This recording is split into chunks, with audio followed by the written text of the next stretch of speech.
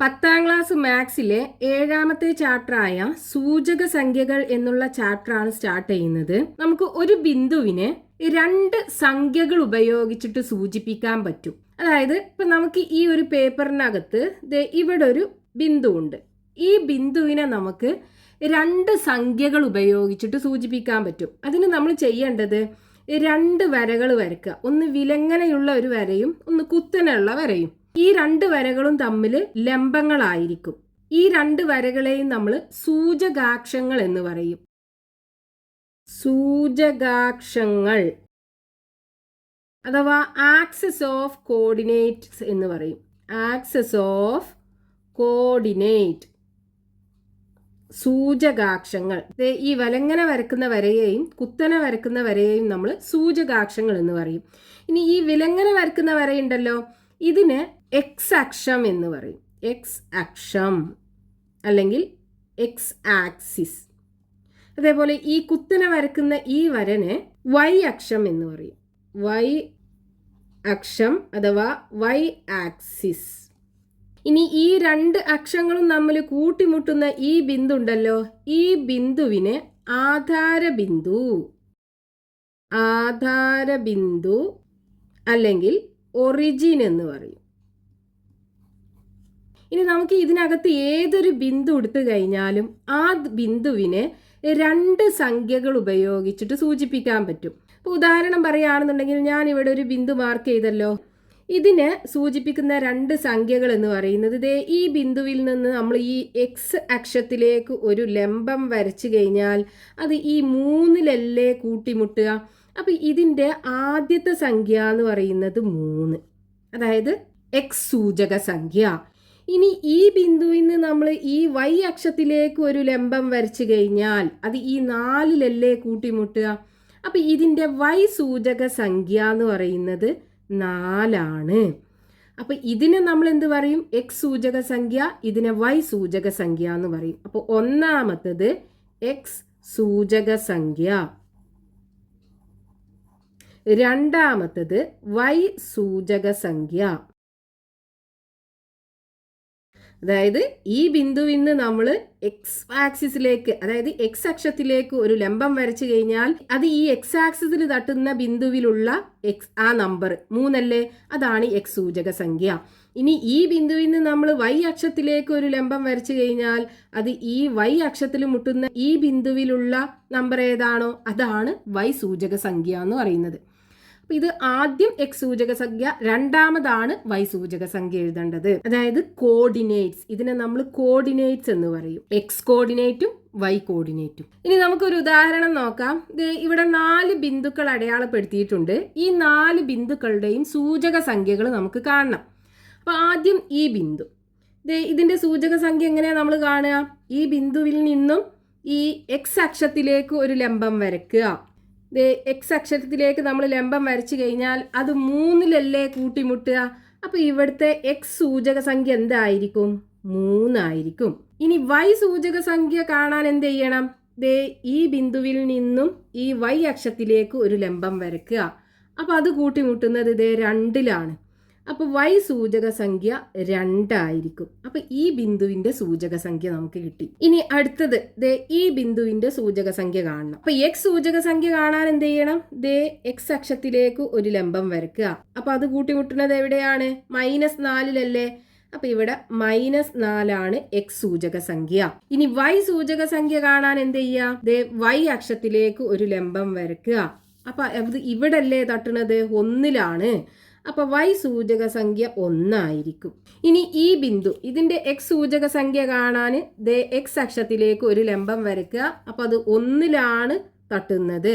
അപ്പോൾ എക്സ് സൂചക സംഖ്യ 1 ആയിരിക്കും. ഇനി വൈ സൂചക സംഖ്യ കാണാൻ ഈ ബിന്ദുവിൽ നിന്നും വൈ അക്ഷത്തിലേക്ക് ലംബം വരയ്ക്കുക. അപ്പോൾ -2 അത് തട്ടുന്നത്. അപ്പോൾ ഇവിടെ വൈ സൂചക സംഖ്യ -2 ആയിരിക്കും. ഇനി അടുത്ത ബിന്ദു, ഇതിൻ്റെ സൂചക സംഖ്യ നമുക്ക് കാണാൻ ഈ എക്സ് അക്ഷത്തിലേക്ക് ലംബം വരച്ചു കഴിഞ്ഞാൽ അത് -2 തട്ടുന്നത്. അപ്പൊ എക്സ് സൂചക സംഖ്യ -2. ഇനി വൈ സൂചക സംഖ്യ കാണാൻ ഇതേ വൈ അക്ഷത്തിലേക്ക് ലംബം വരച്ചു കഴിഞ്ഞാൽ അത് -3 തട്ടുന്നത്. അപ്പൊ -3 വൈ സൂചക സംഖ്യ. അപ്പൊ ഇതേ രീതിയിൽ നമുക്ക് ഏതൊരു ബിന്ദുവിന്റെയും സൂചക സംഖ്യകൾ കാണാൻ പറ്റും. എന്ത് ചെയ്യണം? ആ ബിന്ദുവിൽ നിന്നും എക്സ് അക്ഷത്തിലേക്ക് ഒരു ലംബം വരയ്ക്കുക. അപ്പൊ അത് എക്സ് അക്ഷത്തിൽ എവിടെയാണോ തട്ടുന്നത് അവിടെയുള്ള സംഖ്യയായിരിക്കും എക്സ് സൂചക സംഖ്യ. അതേപോലെ വൈ അക്ഷത്തിലേക്ക് ഒരു ലംബം വരയ്ക്കുക. അപ്പൊ അത് വൈ അക്ഷത്തിൽ എവിടെയാണോ തട്ടുന്നത് അവിടെയുള്ള സംഖ്യയായിരിക്കും വൈ സൂചക സംഖ്യ.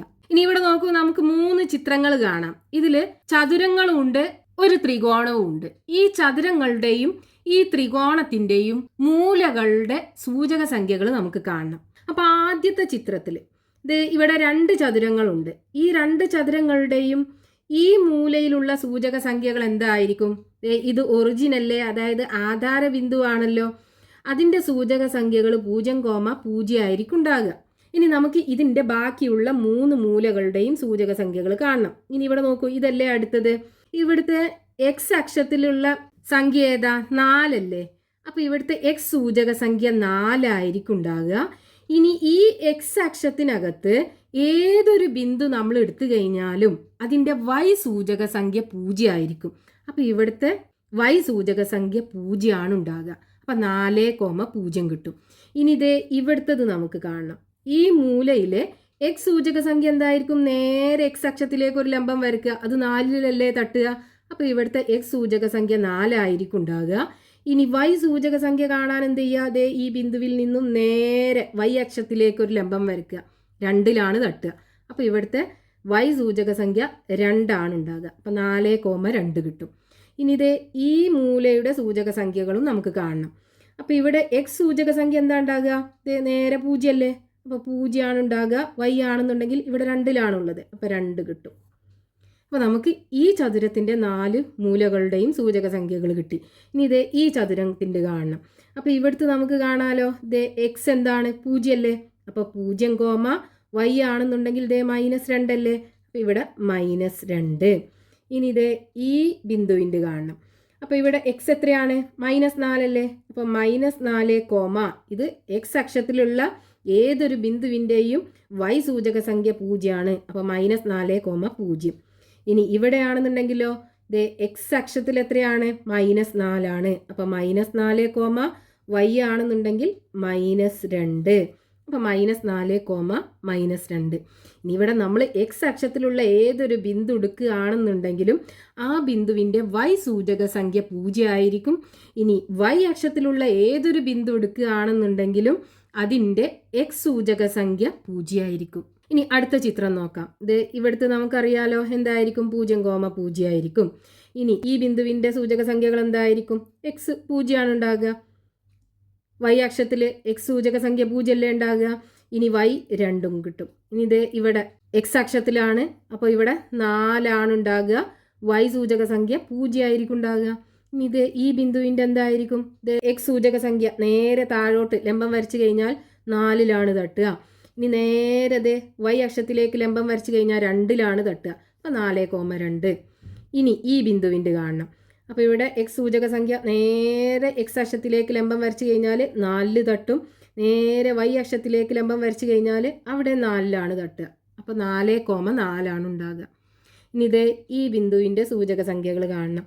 അപ്പോൾ ഇവിടെ നോക്കൂ, നേരെ എക്സ് അക്ഷത്തിലേക്ക് ലംബം വരച്ചു കഴിഞ്ഞാൽ 8-ലല്ലേ തട്ടുക. അപ്പോൾ ഇത് ഇവിടുത്തെ എക്സ് സൂചക സംഖ്യ 8 ആണ് ഉണ്ടാകുക. ഇനി വൈ സൂചക സംഖ്യ നേരെ വൈ അക്ഷത്തിലേക്ക് വരച്ചു കഴിഞ്ഞാൽ 4-ലാണ് തട്ടുക. അപ്പോൾ 8,4. ഇനി ഇത് ഈ മൂലയുടെ സൂചക സംഖ്യകൾ കാണണം. അപ്പോൾ നേരെ എക്സ് അക്ഷത്തിലേക്ക് ലംബം വരച്ചു കഴിഞ്ഞാൽ 8-ലാണ് തട്ടുക. അപ്പോൾ 8, വൈ അക്ഷത്തിലേക്ക് ലംബം വരച്ചു കഴിഞ്ഞാൽ 2-ലാണ് തട്ടുക. അപ്പോൾ 8,2. നമുക്ക് ഈ 2 ചതുരങ്ങളുടെയും മൂലകളുടെ സൂചക സംഖ്യകൾ കിട്ടി. ഇനി നമുക്ക് ഈ ത്രികോണത്തിൻ്റെ 3 മൂലകളുടെയും സൂചക സംഖ്യകൾ കാണണം. അപ്പോൾ ആദ്യം നമുക്ക് ഈ മൂലൻ്റെ കാണാം. അപ്പോൾ ഇവിടെ നോക്കൂ, വൈ അക്ഷത്തിലാണ് ഈ ബിന്ദു ഉള്ളത് അല്ലേ. അപ്പോൾ എക്സ് സൂചക സംഖ്യ 0 ആവൂലേ. ഇനി ഇവിടെ 4-ലാണുള്ളത്. അപ്പോൾ വൈ സൂചക സംഖ്യ 4 ഉണ്ടാവും. 0,4 കിട്ടും. ഇനി ഈ മൂലയുടേത് കാണണം. അപ്പോൾ ഇവിടെ നോക്കൂ, എക്സ് അക്ഷത്തിൽ ഇത് 1-ൻ്റെയും 2-ൻ്റെയും മധ്യബിന്ദുവാണിതല്ലേ. അതായത് 1.5. അപ്പോൾ ഇവിടെ എക്സ് സൂചക സംഖ്യ എന്തായിരിക്കും? 1.5 അല്ലെങ്കിൽ 1.5 എന്ന് എഴുതാം നമുക്ക്. അപ്പോൾ 1.5 ആയിരിക്കും എക്സ് സൂചക സംഖ്യ. വൈ സൂചക സംഖ്യ ആണെന്നുണ്ടെങ്കിൽ 0. എക്സ് അക്ഷത്തിലുള്ള വൈ സൂചക സംഖ്യ 0 അല്ലേ? അപ്പോൾ 1.5, 0 ഇവിടെ കിട്ടുക. ഇനി അടുത്തത് ഈ ബിന്ദു. ഇവിടെ നോക്കൂ, -2ൻ്റെയും -1ൻ്റെയും മധ്യബിന്ദുവാണ്. അപ്പോൾ ഇവിടുത്തെ എക്സ് സൂചക സംഖ്യ എന്തായിരിക്കും? -1.5 അല്ലേ ഉണ്ടാകുക. അപ്പോൾ ഇവിടെ എക്സ് സൂചക സംഖ്യ -1.5 കിട്ടും. വൈ സൂചക സംഖ്യ 0 ആണ് ഉണ്ടാകുക. എക്സ് അക്ഷത്തിൽ വൈ സൂചക സംഖ്യ 0 ആണ് ഉണ്ടാകുക. അപ്പോൾ -1.5, 0 കിട്ടും. ഇനി അടുത്തൊരു ഉദാഹരണം നോക്കാം. ഇവിടെ നമുക്കൊരു സാമാന്തരികം കാണാം. ഈ സാമാന്തരികത്തിന്റെ മൂലകളുടെ സൂചക സംഖ്യകൾ നമുക്ക് കാണണം. അപ്പൊ ഇവിടെ ഈ സാമാന്തരികത്തിന്റെ ഒരു കോൺ 60 ഡിഗ്രി ആണെന്ന് തന്നിട്ടുണ്ട്. ഈ വശം 4 സെന്റിമീറ്റർ ആണെന്ന് നമുക്ക് തന്നിട്ടുണ്ട്. നമുക്ക് ഇവിടുത്തെ സൂചക സംഖ്യകൾ കിട്ടും. അത് ഒറിജിനല്ലേ, ആധാര ബിന്ദുവാണ്. 0,0 ആയിരിക്കും ഉണ്ടാകുക. ഇനി ഇത് ഇവിടുത്തും നമുക്ക് കിട്ടും. ഇവിടെ എന്താണ്? എക്സ്, അതായത് എക്സ് അക്ഷത്തിൽ 6ലാണ് ആ ബിന്ദു കിടക്കുന്നത്. അപ്പോൾ എക്സ് സൂചക സംഖ്യ 6 ആയിരിക്കും, വൈ സൂചക സംഖ്യ 0 ആയിരിക്കും. ഇനി ബാക്കിയുള്ള ഈ 2 മൂലകളുടെയും സൂചക സംഖ്യകൾ നമുക്ക് കാണണം. അപ്പോൾ അതിന് നമുക്ക് എന്ത് ചെയ്യാം? ഈ മൂലയിൽ നിന്നും നേരെ താഴോട്ട് ഒരു ലംബം വരയ്ക്കുക. ഇങ്ങനെ നമ്മൾ ലംബം വരയ്ക്കുമ്പോൾ ഇവിടെ കോണ് 90 ഡിഗ്രി ആവൂലേ? ഇവിടെ നമുക്കൊരു മട്ട ത്രികോണം കാണാലോ. ഈ മട്ട ത്രികോണത്തിന്റെ ഇവിടുത്തെ കോൺ 60 ഡിഗ്രിയാണ്, ഇവിടെ 90 ഡിഗ്രിയാണ്. ബാക്കി ഇവിടെ എത്ര ഉണ്ടാകും? 30 ഡിഗ്രി അല്ലേ ഉണ്ടാകുക. 30 ഡിഗ്രിയും 60 ഡിഗ്രിയും 90 ഡിഗ്രിയും കൂടെ കൂട്ടിക്കഴിഞ്ഞാൽ 180 ഡിഗ്രി കിട്ടും. അപ്പോൾ ഈ ത്രികോണം നമ്മൾ മുമ്പ് പഠിച്ചൊരു മട്ട ത്രികോണമാണല്ലോ. അതായത് കോണുകൾ 60 ഡിഗ്രി, 30 ഡിഗ്രി, 90 ഡിഗ്രി ആയിട്ടുള്ള ഒരു മട്ട ത്രികോണം. ഇതിൽ വശങ്ങൾ എന്തായിരുന്നു? 30 ഡിഗ്രിക്ക് എതിരെയുള്ള വശം 1, 60 ഡിഗ്രിക്ക് എതിരെയുള്ള വശം √3, 90 ഡിഗ്രിക്ക് എതിരെയുള്ള വശം 2. ഇനി ഇതിൻ്റെ വശങ്ങളുടെ അംശബന്ധം നമുക്ക് എഴുതാലോ. 30 ഡിഗ്രി, 60 ഡിഗ്രി, 90 ഡിഗ്രിയാണ് കോണുകൾ. 30 ഡിഗ്രിക്ക് എതിരെയുള്ള വശം 1, 60 ഡിഗ്രിക്ക് എതിരെയുള്ള വശം √3, 90 ഡിഗ്രിക്ക് എതിരെയുള്ള വശം 2. അപ്പോൾ വശങ്ങളുടെ അംശബന്ധം എടുക്കുമ്പോൾ 1:√3:2 കിട്ടും. അപ്പോൾ ഇവിടെ നമുക്കിത് ഈ മട്ട ത്രികോണത്തിനകത്ത് ഈ 90 ഡിഗ്രിക്ക് എതിരെയുള്ള വശം 4 ആണെന്നറിയാം. അതായത് ഇവിടെ 90 ഡിഗ്രിക്ക് എതിരെയുള്ള വശം 4 ആണ്. ഇനി നമുക്ക് എന്ത് ചെയ്യണം? ഈ 60 ഡിഗ്രിക്ക് എതിരെയുള്ള വശം, ഈ വശത്തിൻ്റെ നീളം കിട്ടണം. ഈ വശത്തിൻ്റെ നീളം കിട്ടിക്കഴിഞ്ഞാൽ ഇവിടുന്ന് ഇതുവരെയുള്ള നീളം ഇതിന് തുല്യമാകൂലേ? ഇത് രണ്ടും തമ്മിൽ തുല്യമാകൂലേ? അതായത് ഇവിടെ ഈ വൈ അക്ഷത്തിൽ ഇവിടെയുള്ള ബിന്ദുവിൻ്റെ വൈ സൂചക സംഖ്യ നമുക്ക് കിട്ടും. അത് കിട്ടിക്കഴിഞ്ഞാൽ നമുക്ക് ഇവിടുത്തെ വൈ സൂചക സംഖ്യ കിട്ടും. അപ്പോൾ ഇവിടെ നോക്കൂ, ഇവിടെ 4 ആണെന്നുണ്ടെങ്കിൽ ഈ 30 ഡിഗ്രിക്ക് എതിരെയുള്ള വശം ഇതിൻ്റെ പകുതിയാകൂലേ? അതായത് 2 ആയിരിക്കും ഉണ്ടാകുക. ഇനി 60 ഡിഗ്രിക്ക് എതിരെയുള്ളത് 2√3 ആകുമല്ലോ. അപ്പോൾ ഇവിടെ നമുക്കിത് ഈ 60 ഡിഗ്രിക്ക് എതിരെയുള്ള വശത്തിൻ്റെ നീളം 2√3 കിട്ടും. അതായത് ഈ ആധാര ബിന്ദു, അതായത് ഒറിജിന് ഇതുവരെയുള്ള നീളം, ഈ നീളം 2√3 ആണ്. അപ്പോൾ ഈ വൈ അക്ഷത്തിൽ ഇവിടെ ഉണ്ടാകുന്ന ഈ നമ്പർ എന്തായിരിക്കും? 2√3 ആകൂലേ? 3നും 4നും ഇടയ്ക്ക് 2√3 ഇവിടെ ഉണ്ടാകുക. ഇനി ഇവിടെ ഈ 30 ഡിഗ്രിക്ക് എതിരെയുള്ള വശം 2 ആണല്ലേ? അപ്പോൾ ഇവിടുത്തെ എന്തായിരിക്കും? ഈ എക്സ് അക്ഷത്തിലുള്ള സംഖ്യ 2 ആയിരിക്കും ഉണ്ടാകുക. അപ്പം ഇനി നമുക്ക് ഈ മൂലയുടെ സൂചക സംഖ്യകൾ എഴുതാലോ. എക്സ് അക്ഷത്തിൽ 2 ആണ്, അപ്പോൾ 2. വൈ അക്ഷത്തിൽ 2√3, അപ്പോൾ വൈ സൂചക സംഖ്യ 2√3. ഇനി അടുത്തത് ഈ മൂലയുടെ സൂചക സംഖ്യകൾ കാണണം. അപ്പോൾ ഇവിടെ നമുക്ക് നേരെ താഴോട്ട് നമ്മൾ ലംബം വരച്ചു കഴിഞ്ഞാൽ ഇവിടെ എത്രയാണ്? 2 ആണ് നീളം. അപ്പോൾ ഇവിടെ എത്രയായിരിക്കും? 2 ആയിരിക്കും ഉണ്ടാകുക. അതായത് ഇവിടെ 8ലാണ് ഈ ലംബം തട്ടുക. അപ്പോൾ ഇവിടുത്തെ എക്സ് സൂചക സംഖ്യ 8 ആയിരിക്കും ഉണ്ടാകുക. ഇനി വൈ സൂചക സംഖ്യ ആണെന്നുണ്ടെങ്കിൽ ഇവിടെ 2√3 അല്ലേ? 2√3. അപ്പോൾ നമുക്ക് ഈ സാമാന്തരികത്തിൻ്റെ 4 മൂലകളുടെയും സൂചക സംഖ്യകൾ കിട്ടി. ഇനി നമുക്ക് ഈ ഭാഗത്ത് ടെക്സ്റ്റ് ബുക്കിൽ കൊടുത്തിട്ടുള്ള ചോദ്യങ്ങൾ നോക്കാം. പേജ് നമ്പർ 135 കൊടുത്തിട്ടുള്ള ഒന്നാമത്തെ ചോദ്യം, ചുവടെ പറയുന്നവ കണ്ടുപിടിക്കുക. അതിൽ ഒന്നാമത്തത് എക്സ് അക്ഷത്തിലെ ഏത് ബിന്ദുവിൻ്റെയും വൈ സൂചക സംഖ്യ. ഈ വിലങ്ങനെയുള്ള ഈ വരയാണ് നമ്മൾ എക്സ് അക്ഷം എന്ന് പറയാം. ഇതാണ് എക്സ് അക്ഷം, ഇതാണ് വൈ അക്ഷം. ഇതിൽ നമ്മളോട് ചോദിച്ചത് എന്താണ്? ഈ എക്സ് അക്ഷത്തിലുള്ള ബിന്ദുക്കളുടെ y സൂചക സംഖ്യ. ഈ എക്സ് അക്ഷത്തിലുള്ള ഏതൊരു ബിന്ദു എടുത്തു കഴിഞ്ഞാലും അതിൻ്റെ y സൂചക സംഖ്യ 0 ആകൂലേ?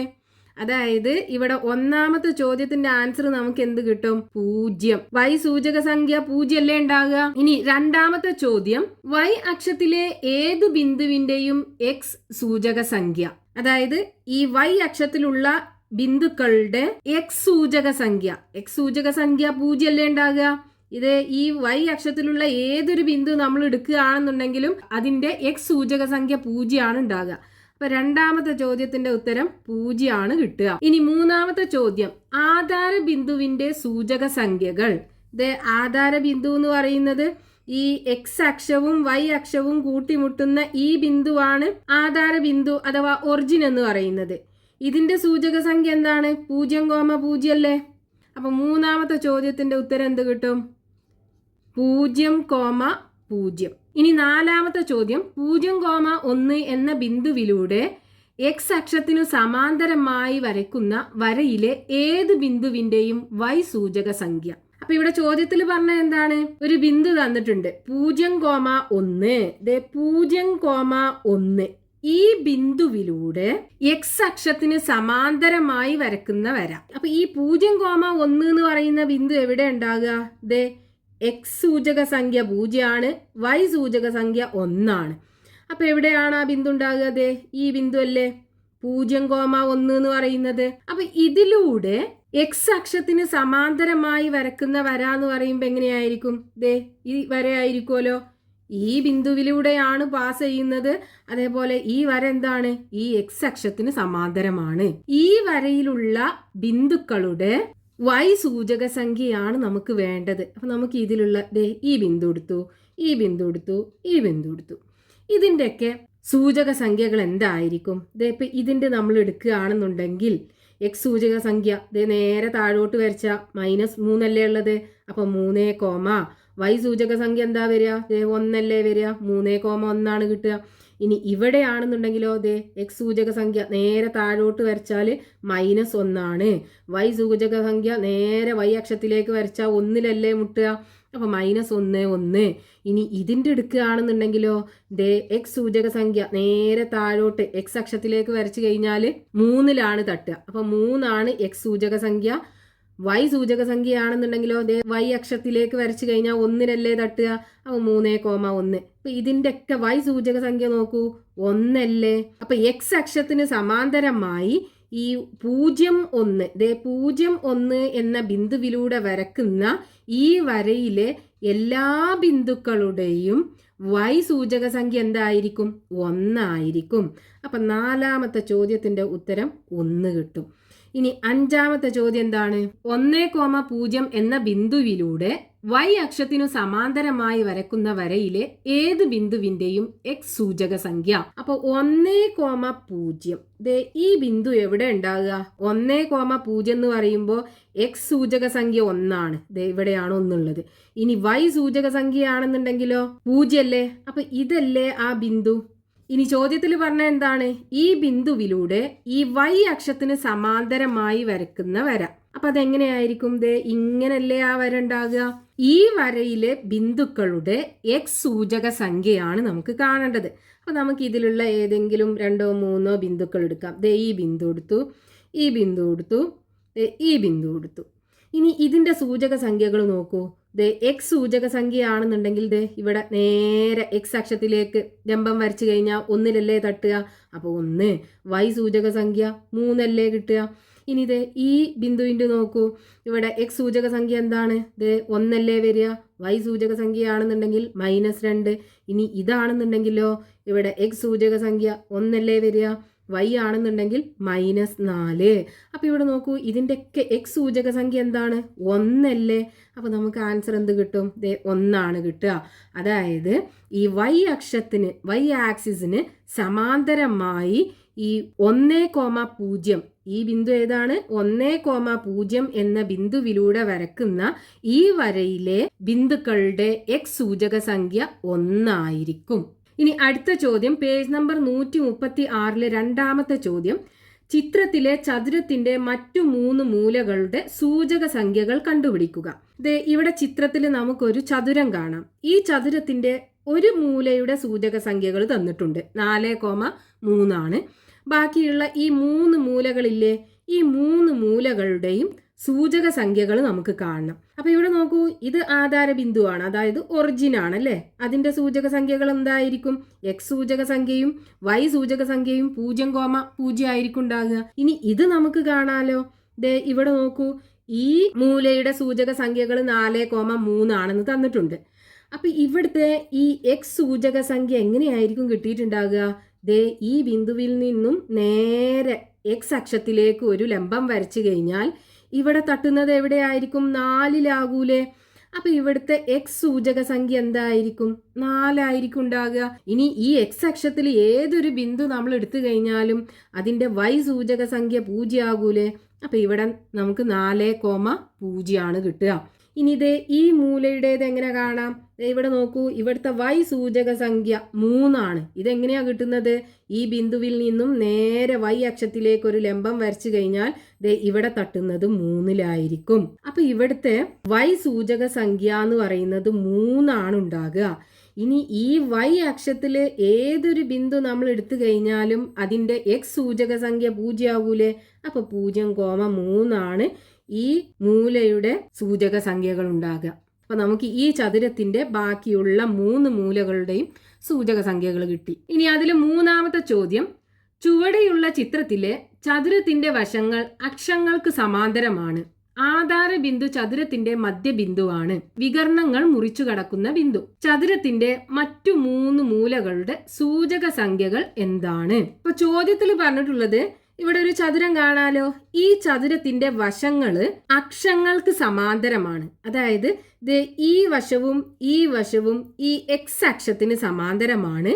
ഈ വശവും ഈ വശവും ഈ വൈ അക്ഷത്തിന് സമാന്തരമാണ്. ഇനി പറഞ്ഞിട്ടുള്ള എന്താണ്? ഈ ആധാര ബിന്ദു, അതായത് ഈ അക്ഷങ്ങൾ കൂട്ടിമുട്ടുന്ന ഈ ബിന്ദു ഒറിജിൻ, ഇത് ഈ ചതുരത്തിന്റെ മധ്യബിന്ദുവാണെന്ന് തന്നിട്ടുണ്ട്. അതായത് ഈ ചതുരത്തിന്റെ വികർണങ്ങൾ നമ്മൾ വരച്ചു കഴിഞ്ഞാൽ ഈ ബിന്ദുവിലായിരിക്കും കൂട്ടിമുട്ടുക. ഇനി നമുക്ക് ഈ ചതുരത്തിന്റെ ഒരു മൂലയുടെ സൂചക സംഖ്യകൾ തന്നിട്ടുണ്ട്. നമുക്ക് എന്ത് ചെയ്യണം? ബാക്കിയുള്ള ഈ 3 മൂലകൾ ഉണ്ടല്ലോ, ഈ 3 മൂലകളുടെയും സൂചക സംഖ്യകൾ കാണണം. അപ്പൊ ഇവിടെ നോക്കൂ, നമ്മളോട് പറഞ്ഞ എന്താണ്?